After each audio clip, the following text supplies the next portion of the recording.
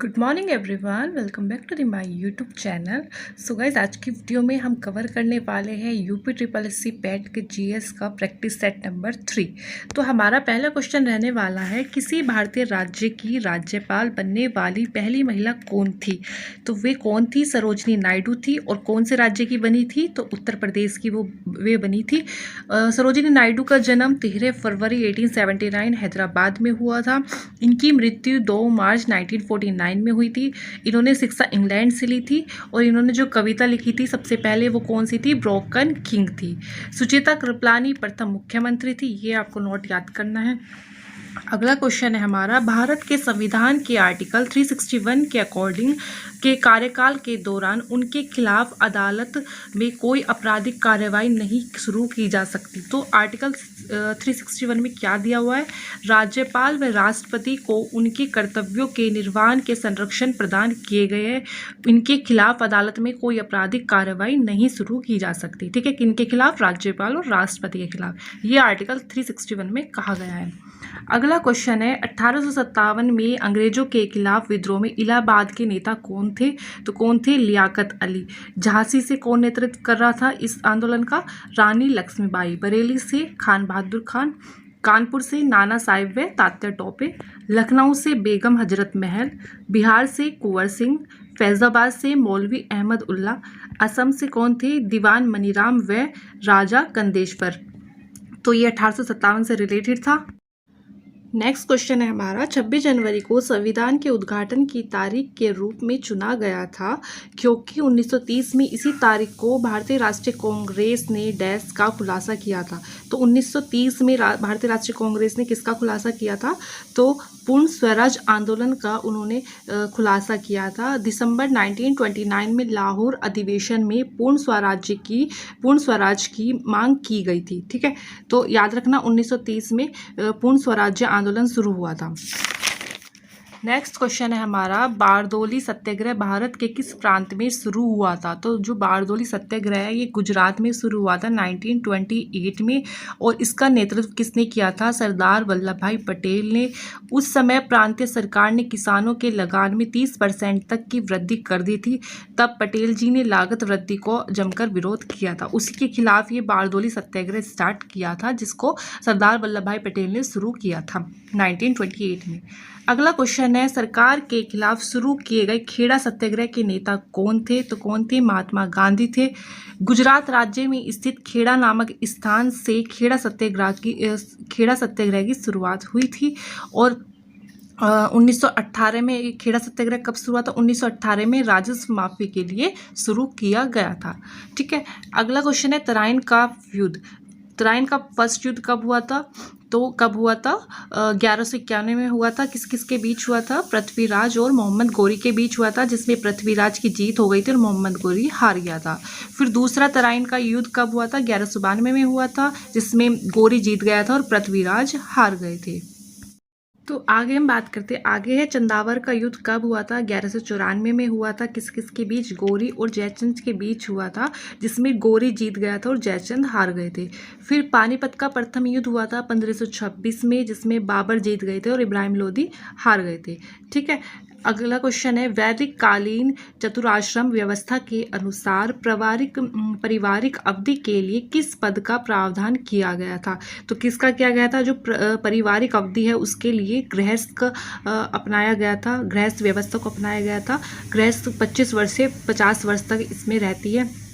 और 4 आश्रम बताए गए थे, कौन कौन से? ब्रह्मचार्य, गृहस्थ, वानप्रस्थ, संन्यास। ठीक है, छंदोग्य उपनिषद में 3 आश्रम उल्लेख है, जबकि जबालोपनिषद में 4 आश्रम का उल्लेख किया गया है। ठीक है, अगला क्वेश्चन है, वेद ऋषि कपिल का संबंध भारतीय दर्शन के संप्रदाय कौन से संप्रदाय से था? तो कौन से था? कपिल मुनि का सांख्य दर्शन से।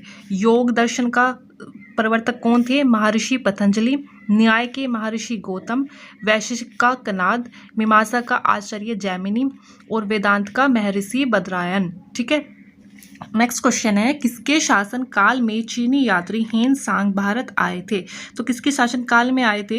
हर्षवर्धन के शासन काल में आए थे और ये भारत में 16 वर्षों तक रहे थे।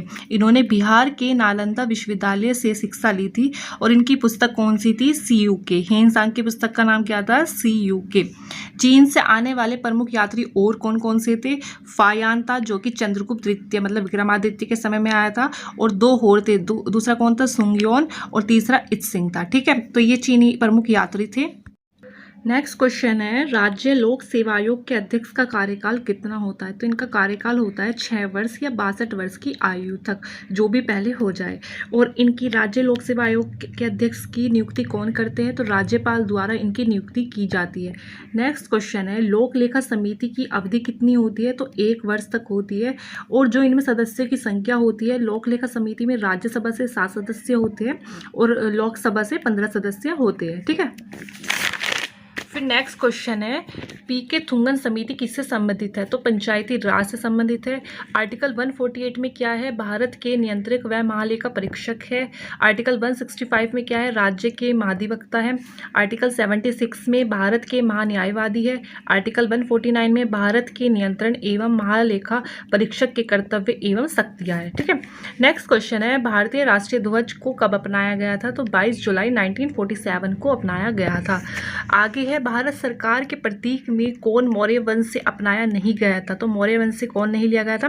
सत्यमेव जयते। क्योंकि सत्यमेव जयते कहाँ से लिए गए हैं? ये मुंडकोपनिषद से लिया गया है। और जो मौर्य वंश से अपनाया गया था वे कौन कौन है? घोड़ा, सांड, चार, शेर। ठीक है, नेक्स्ट क्वेश्चन है, कौन महत्तम क्षुद्र ग्रह है? तो सेरस क्या है? महत्तम क्षुद्र ग्रह है। इसकी खोज इटली के पियाजी ने की थी और ये कहाँ पर है? मंगल व बृहस्पति ग्रहों के बीच में स्थित है। नेक्स्ट क्वेश्चन है, येलो नदी किस देश से गुजरती है? तो ये चीन से गुजरती है और इसको वहांगाओ नदी व चीन का शोक भी कहा जाता है। आगे है, लेना नदी किस देश से होकर बहती है? तो ये रूस से होकर बहती है। ठीक है, आगे है, कौन सी नदी अधिकतम देशों से होकर गुजरती है? तो ये है डेन्यूब। ये 10 देशों से होकर गुजरती है। यूरोप की दूसरी सबसे बड़ी नदी कौन सी है? डेन्यूब नदी है और ये 10 देशों से होकर गुजरती है। आगे क्वेश्चन है, दोआब का क्या मतलब होता है? दो नदियों के बीच की भूमि को दोआब कहा जाता है। नेक्स्ट क्वेश्चन है, पूर्व में भारत की सीमा किन देशों से लगती है? तो पूर्व इधर है, इधर देख सकते हैं आप, 2 देशों से लगती है, बांग्लादेश से लगती है और म्यांमार से लगती है। आगे क्वेश्चन है, गुजरात की सीमा किस पड़ोसी देश से लगती है? तो गुजरात की सीमा पाकिस्तान से लगती है। और पाकिस्तान की सीमा किस किस से लगती है? देखो, पंजाब से लगती है, जम्मू कश्मीर से, राजस्थान, गुजरात, लद्दाख और एक गुजरात इसमें ऐड हो ही गया है। फिर भूटान की किससे लगती है? अरुणाचल प्रदेश, असम, वेस्ट बंगाल, सिक्किम। नेपाल की उत्तराखंड, उत्तर प्रदेश, बिहार, वेस्ट बंगाल, सिक्किम। राउरकेला और भिलाई व दुर्गापुर के इस्पात संयंत्र स्थापित किए गए थे। कौन सी पंचवर्षीय योजना में किए गए थे? दूसरी पंचवर्षीय योजना में किए गए थे इनको स्थापित। और दूसरी पंचवर्षीय कौन से मॉडल पर आधारित है? महालनोबिस मॉडल पर आधारित है। इसका लक्ष्य था तीव्र औद्योगिकरण। 2011 की जनगणना के अनुसार भारत के किस राज्य का लिंग अनुपात सबसे कम था? तो सबसे कम लिंग अनुपात हरियाणा का 879 है। क्वांटम सिद्धांत की नींव की स्थापना किसने की थी? मैक्स प्लैंक ने की थी। इंडक्शन मोटर का आविष्कार किसने किया था? निकोला टेस्ला ने किया था। ठीक है, आगे है अम्ल। सिरका में कौन सा अम्ल पाया जाता है? एसिटिक अम्ल। इमली में टैट्रिक अम्ल। टमाटर और पालक में ऑक्सैलिक अम्ल। दही में लैक्टिक अम्ल और आंवला में स्कार्बिक अम्ल पाया जाता है। त्वचा किस प्रकार की झिल्ली है? तो क्यूटेनियस झिल्ली है ये। ठीक है, हेमिस महोत्सव किस धर्म का प्रभाव है? तो ये बौद्ध धर्म का है और ये 2 दिन तक चलता है। नेक्स्ट क्वेश्चन है, गुजरात के किस जिले में गुजरात सरकार द्वारा मोढेरा नृत्य महोत्सव का आयोजन किया गया है? तो ये मेहसाना जिले में किया गया है, गुजरात में। आगे है, पुष्कर मेला कहाँ पर भरता है? तो ये राजस्थान में। और कमसले लोक नृत्य है, कहाँ का है? ये कर्नाटक का है। मिजोरम की किस नृत्य शैली में ग्राम अतिथियों द्वारा विशेष रूप से भाग लिया जाता है? तो कौन से में?